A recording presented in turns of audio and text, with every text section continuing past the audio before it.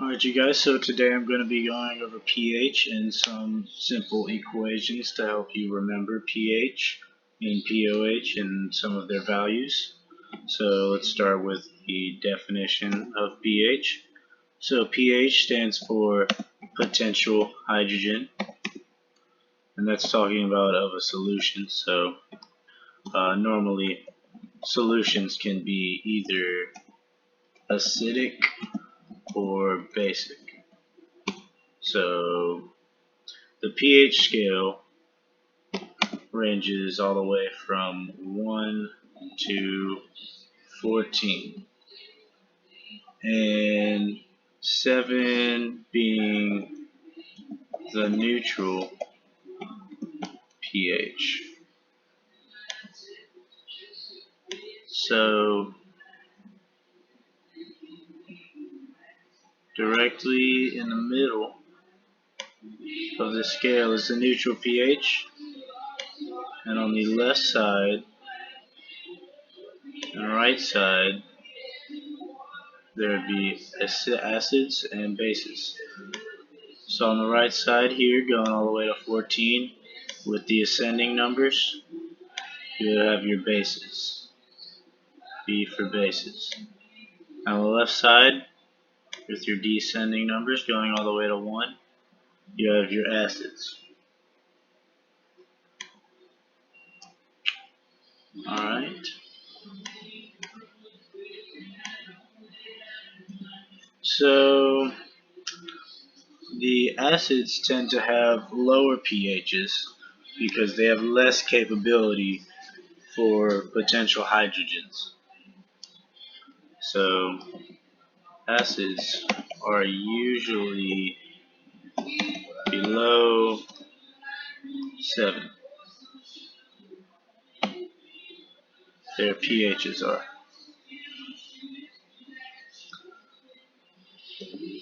And this is due to the fact that acids contain high amounts of hydronium ions, which in turn increase their acidity.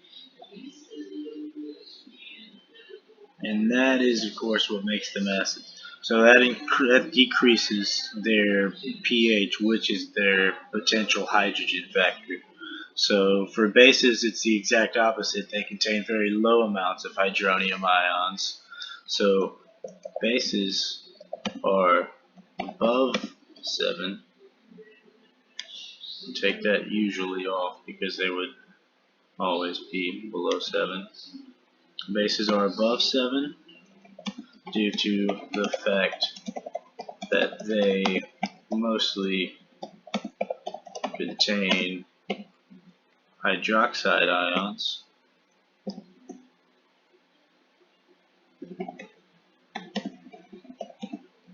which would decrease the acidity of the solution.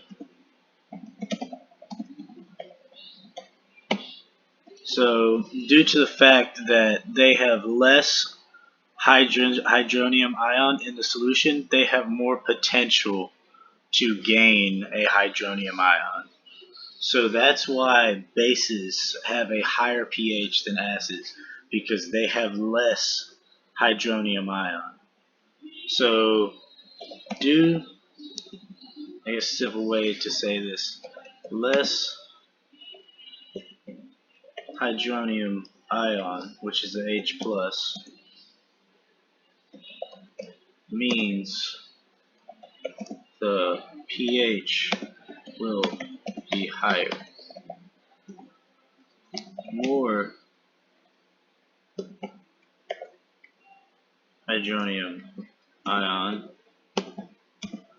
means the pH will be lower.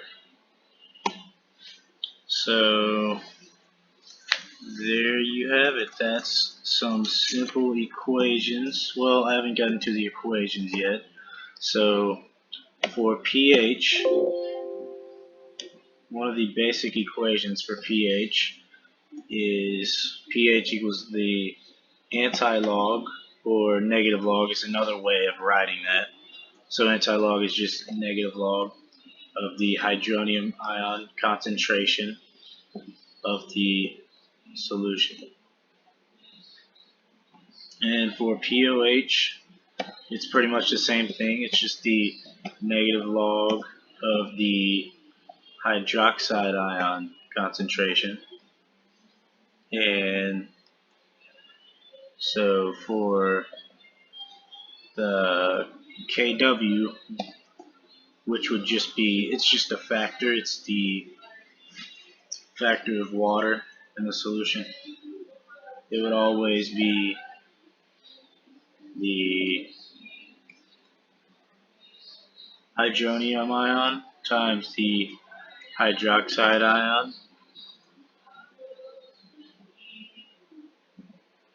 equals 10 to the negative 14th. Oh yeah, and that is the water dissociation constant. And it will always be true for whatever solution you are working with. So those three equations will always be true for whichever solution you work with. And another useful equation, which would be getting into buffers, would be the Henderson-Hasselbalch equation.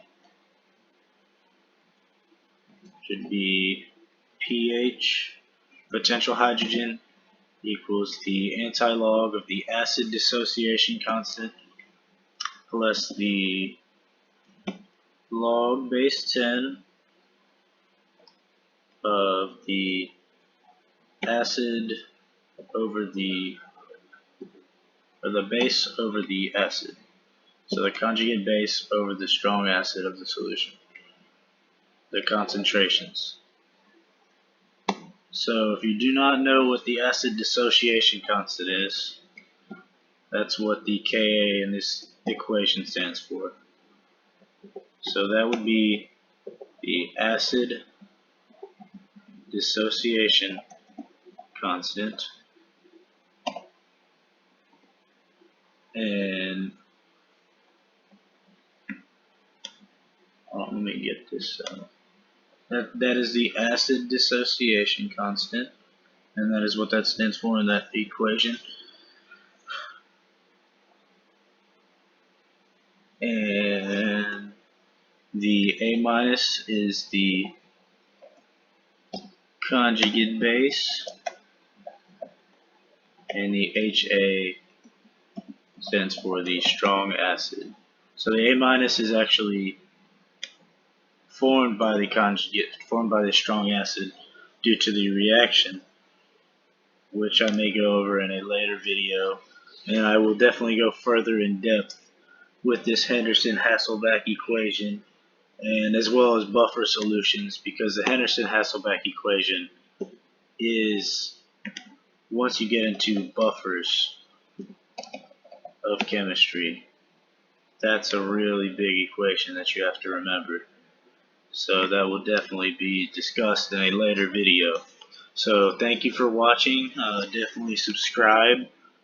This is my first video, so I need all the support I get. Thank you, YouTube. Have a great day.